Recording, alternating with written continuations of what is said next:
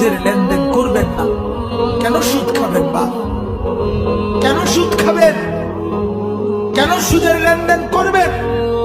কেন কিস্তি নিবেন? কিস্তি আর সুদ তো বরাবর, কিস্তিও হারাম, সুদও হারাম, স্পষ্ট হারাম।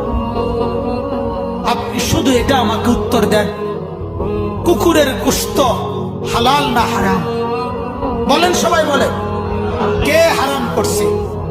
আবার বলেন, আবার বলেন, আবার বলেন। কুকুরের গোশত কেউ খায় আপনারা? তাইলে আল্লাহ যদি হারাম করে কুকুরের গোশত খান না, তাহলে আল্লাহ হারাম করার পরেও সুদ খান কেন? আর সুদ খাইলে কুত্তার গোশত খান না কেন? কথা বলেন না কেন?